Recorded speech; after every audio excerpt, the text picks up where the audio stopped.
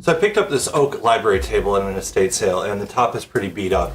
We've got wear marks through the finish, we've got some water staining, we've got some places where something heavy sat for a while, it's embedded in. So we're going to strip and refinish the top. We're going to use a quick strip stripper. That's the non-methylene chloride formula, so we'll see how that works. Clean up anything that's left with mineral spirits. I'm going to try and match the color by blending Jacobian and red mahogany stains. Wipe on poly on top and then buff it out with the Johnson's paste wax. So let's get started. Now to brush the stripper in, I got one of these natural bristle chip brushes. They're 98 cents and perfect for something you can throw away at the end.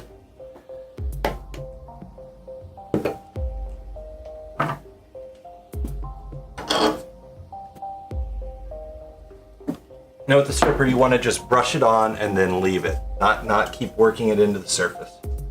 Let the chemical do the work.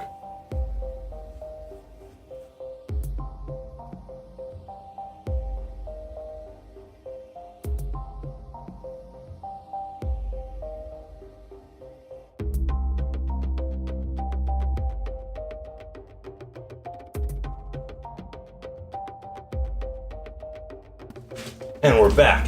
So it's been about 15 minutes. The stripper has hopefully done its job. First thing I'm going to do is give it a test with just a plastic scraper. I've already done that a couple places, so I've tested it a little bit already, and just gently scrape off the old finish.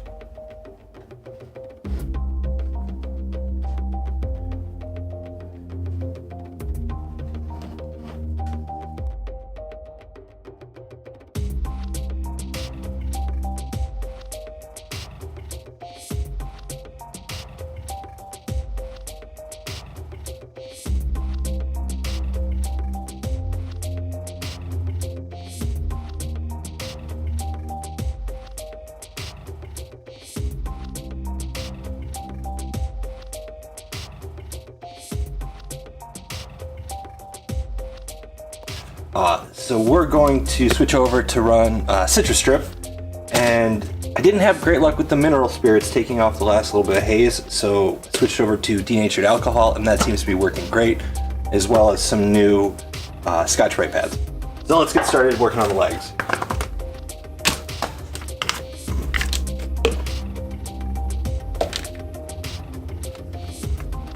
With the CitriStrip versus the other stripper that I was using is it does take about 30 minutes to work versus 15, but not a problem.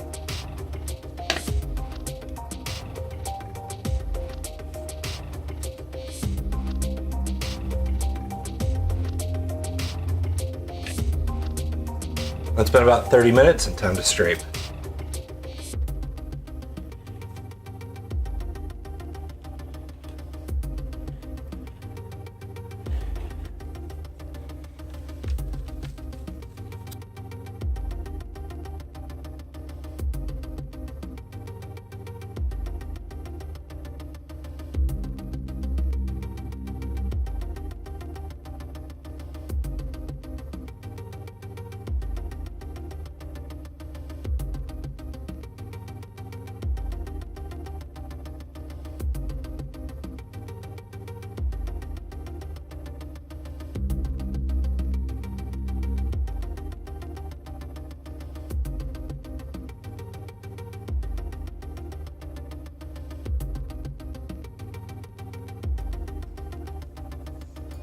So since I decided to strip the legs too, I'm not going to stain it back to almost dark, almost black color that it was. We're going to use a little early American.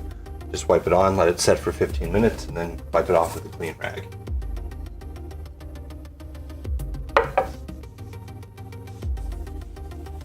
I chose this color not to actually change the color of the wood, but just to try and accentuate what was left behind from the stain that I stripped off.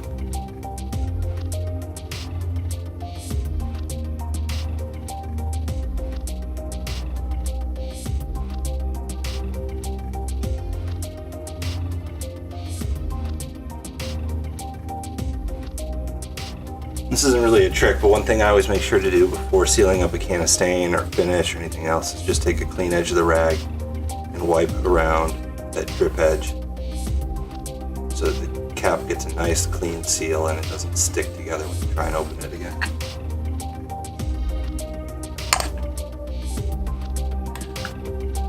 So the stain's had time to set, and we're gonna come back with just a clean rag. I like to fold it over so I've got a clean surface to work with, and I can keep working over the surface until no more stain is coming back up onto the rag.